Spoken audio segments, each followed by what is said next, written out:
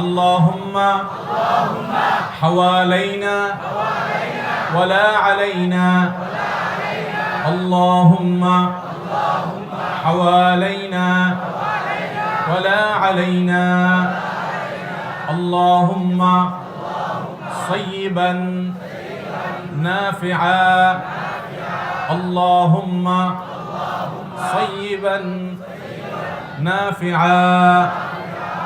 এর অর্থ হলো, হে আল্লাহ, আপনি আমাদেরকে উপকারী বৃষ্টি দিন, যে বৃষ্টি আমাদের উপকার করবে, ক্ষতি করবে না, আমরা সে বৃষ্টি চাই। ঠিক কিনা বলেন? আল্লাহর কাছে আমরা সে দোয়া করি, আল্লাহুম্মা সাইয়্যিবান নাফিআ। এর অর্থ হলো, হে আল্লাহ, আপনি আমাদেরকে উপকারী বৃষ্টি দান করুন। আমরা আল্লাহর কাছে আবার এই দুইটা দোয়া, বৃষ্টি প্রার্থনার দোয়া এবং উপকারী বৃষ্টির দোয়া, বৃষ্টি যেন যেখানে প্রয়োজন সেখানে আল্লাহ তাআলা দেন, সেজন্য আমরা দোয়া করব, আল্লাহুম্মা সাইয়্যিবান নাফিআ আল্লাহুম্মা হাওয়ালাইনা ওয়ালা আলাইনা। ভাইরা আমার, বৃষ্টি এটা আল্লাহর পক্ষ থেকে রহমত। বৃষ্টি ছাড়া পৃথিবী টিকবে না, বৃষ্টি ছাড়া কোন সৃষ্টি পৃথিবীতে টিকে থাকতে। এই জন্য বৃষ্টিকে গোটা কোরআনে বিভিন্ন জায়গায় আল্লাহ রাব্বুল আলামিন তার রহমত হিসাবে, করুণা হিসাবে উল্লেখ করেছেন। এই জন্য বৃষ্টি আসা এটা ভালো জিনিস। বৃষ্টি আসা, বৃষ্টি আল্লাহর রহমতের তর্জমানি করে, আল্লাহর রহমতের অনুবাদ করে। বিধায় মাহফিলের শুরুতেই বৃষ্টি, হালকা বৃষ্টির কিছু ফোঁটা নেমে যাওয়া, এটা আমরা মনে করি নিঃসন্দেহে আল্লাহর পক্ষ থেকে এটি আমাদের প্রতি অনুগ্রহ। আলহামদুলিল্লাহ। বৃষ্টির কয়েকটা সুন্নাত আছে ভাই, যেহেতু বৃষ্টি শুরু হয়ে গেছে, এটা দিয়ে আমরা শুরু করি। কি বলেন? বৃষ্টি যখন আসে, প্রথমত আমরা কয়েকটি হাদিস বর্ণিত দোয়া আছে আল্লাহর কাছে, সেগুলো নিবেদন করব। তার দুইটা আমরা অলরেডি করে ফেলেছি। একটা হলো আল্লাহুম্মা সাইয়্যিবান নাফিআ, যার অর্থ হলো, হে আল্লাহ, উপকারী বৃষ্টি দেন, যে বৃষ্টি আমাদের কাজে আসবে, উপকারে আসবে। আরেকটা হলো আল্লাহুম্মা হাওয়ালাইনা ওয়ালা, আল্লাহ, আপনি আমাদেরকে বৃষ্টি এমন জায়গায় দিন যেখানে দরকার, খেতে খামারে পাহাড়ে পর্বতে ফসল যেখানে দরকার বৃষ্টি সেখানে।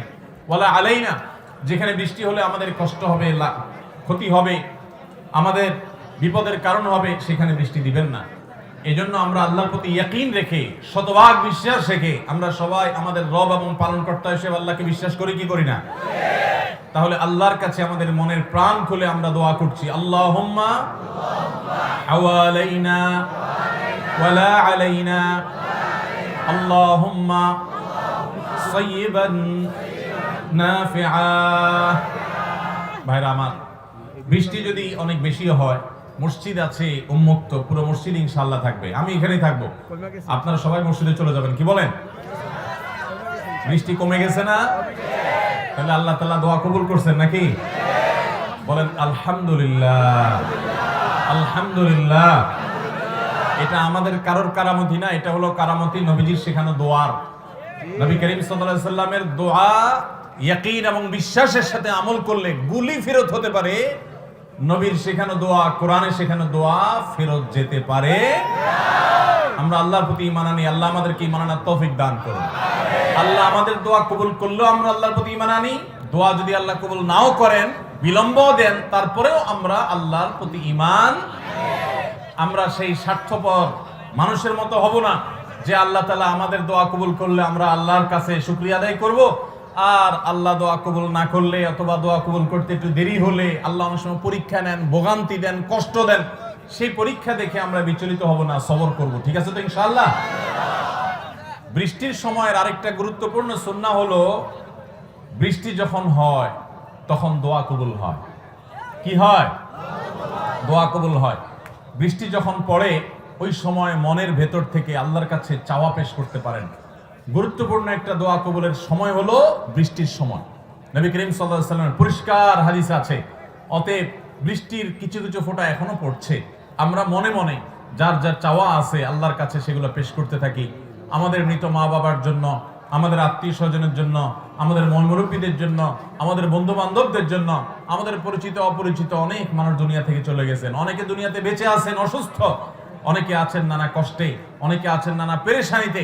আমরা অনেকে অনেক বিষয় নিয়ে এখনো টেনশনে আছি। আমরা এই বৃষ্টির ফোঁটা যখন পড়ে, বৃষ্টি যখন হয়, তাহতাল মাতার, বৃষ্টির নিচে দোয়া, এটা কবুল করা হয়, এটা ফেরত দেওয়া হয় না। সেজন্য আল্লাহর কাছে আমরা এখন মনে মনে সবাই দোয়া করতে থাকি। ঠিক আছে তো ইনশাআল্লাহ? বৃষ্টির সময়ের আরেকটা গুরুত্বপূর্ণ সুন্নাত হলো, যেটা আমার বিশ্বাস 99% জন এখানে যারা আছি আমরা ইতিপূর্বে শুনি নাই বা আমরা জানি না, নতুন শুনতেছি। ভালো করে কান খাড়া করে শুনে রাখেন। সেটা হলো মাঝে মধ্যে বৃষ্টির পানি হালকা পাতলা গায়ে লাগানো সুন্নাত। মাঝে মধ্যে বৃষ্টির পানি হালকা পাতলা একটু শরীরে লাগানো কি সুন্নাত। নবী করিম সাল্লাল্লাহু আলাইহি সাল্লাম এই সুন্নাহ আমাদেরকে শিক্ষা দিয়েছেন। এই সুন্নাতের কথা শুনে জবজবায় যখন বৃষ্টি হবে মুষলধারে, আধা ঘন্টা 1 ঘন্টা শিয়াল ভেজা ভিজে এরপরে ঠান্ডা লাগায় এসে আমার দোষ দিয়েন না। কথা কি বুঝতে পারছেন? হালকা পাতলা বৃষ্টির পানি গায়ে লাগানো, যার যতটুকু সহ্য করার ক্ষমতা আছে, কারোর ঠান্ডা অ্যালার্জি আছে, কারোর অন্য সমস্যা আছে, সেগুলো মাথায় রেখে যার যতটুকু সহন করার ক্ষমতা আছে ততটুকু আমরা করব। বৃষ্টির পানি, বাংলাদেশের মানুষ বৃষ্টি প্রধান, বৃষ্টি প্রবণ আমাদের প্রকৃতি। এখানে প্রায় বৃষ্টি হয়, বাদল দিনে বৃষ্টি হতেই থাকে অনবরত। তো বৃষ্টির পানি গায়ে লাগে না এরকম তো আমাদের কারোরই হয় না, সবারই কম বেশি গায়ে। কিন্তু বৃষ্টির পানি যখন গায়ে লাগে তখন দৌড় দিয়ে আমরা হয়তো কোথাও লুকাই, কোথাও ছাতা নেওয়ার চেষ্টা করি। এই চেষ্টা করাটাও ঠিক আছে, এটাও দোষের না। কিন্তু বৃষ্টির পানি যখন পড়ে গায়ে, মাঝে মধ্যে নিয়ত করে নিব যে নবী সাল্লাল্লাহু আলাইহি সাল্লাম এই বৃষ্টির পানিকে আল্লাহর রহমত, আল্লাহর করুণা হিসেবে আখ্যায়িত করেছেন। আসমান থেকে, উপরের দিক থেকে এসেছে। অতএব এই পানি বরকতের পানি, রহমতের পানি একটু হলেও যদি গায়ে লাগে সেটা আমাদের জন্য কল্যাণের। নবী সাল্লাল্লাহু আলাইহি সাল্লামের নির্দেশনা ছিল, তিনি উৎসাহ দিয়েছেন বৃষ্টির পানি একটু গায়ে লাগানোর জন্য। সেই নিয়তে যখন বৃষ্টির পানি গায়ে লাগবে, ওই নিয়তে একটু গায়ে মাখবেন, একটু লাগাবেন এবং বৃষ্টির পানিকে উপভোগ করবেন সুন্নাত পালনের নিয়তে। ইনশাআল্লাহ তখন বৃষ্টির পানিতে যে ভিজলেন, ওই ভিজার মাধ্যমে আপনি আল্লাহর কাছে সুন্নাত পালন করার সওয়াবের ভাগীদার হবেন। চেষ্টা করব না আজ থেকে ইনশাআল্লাহ। বৃষ্টির সময় মাঝে মধ্যে এটা করতে হয় এবং এটা সুন্নাত। আমরা শৈশবে বৃষ্টি হলে, আমরা যখন ছোট ছিলাম তখন দৌড় দিয়ে বের হয়ে যেতাম। এখনো গ্রামে ছেলেফেলেরা হয়তো যায়, একটু বৃষ্টির পানি গায়ে লাগায়, আবার বেশি লাগালে ঠান্ডা লাগবে, মা বাপ ধরে নিয়ে আসে, সেটাও ঠিক আছে। হালকা পাতলা মাঝে মধ্যে সুন্নাত আদায়ের নিয়তে বৃষ্টির পানি গায়ে লাগাতে হবে। আল্লাহ আমাদের সবাইকে আমলের তৌফিক দান করুন।